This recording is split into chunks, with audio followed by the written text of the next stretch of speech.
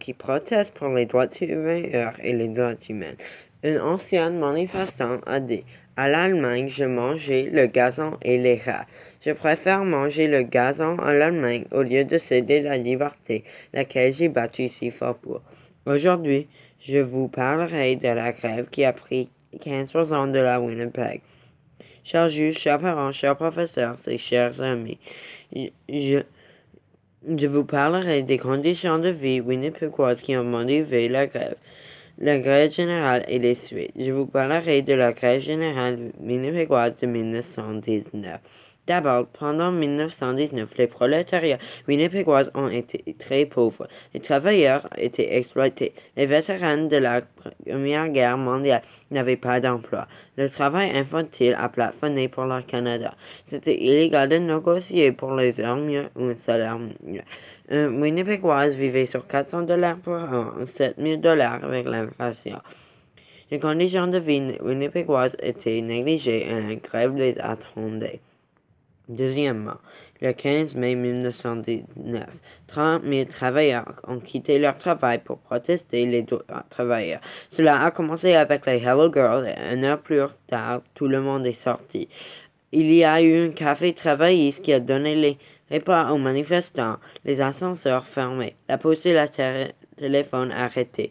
C'était le chaos uni. Le juin 1919, samedi sanglant, un groupe de 1000 a développé des contre-manifestants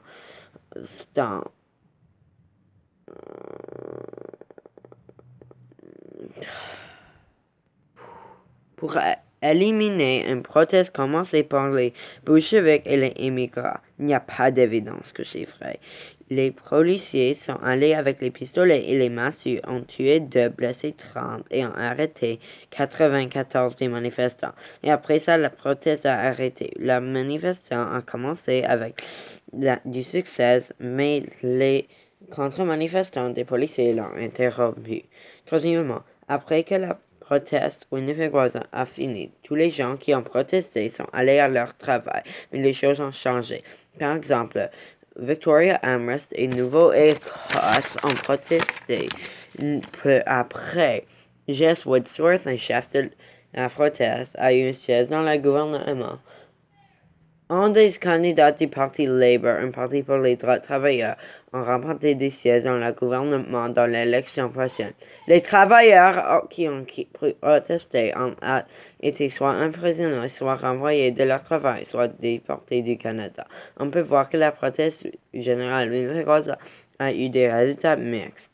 Finalement, je pense qu'on a un bon exemple de ce qui peut arriver si tout le monde travaille ensemble. Nous pouvons faire grand chose avec les conditions de vie négligées, la brutalité policière et la réaction du gouvernement. Nous pouvons voir que le monde est mieux parce qu'ils ont fait leur effort pour nous. Je pense qu'on doit faire notre effort pour les générations du futur. C'est une bonne ascension de quoi on peut faire si on s'unit.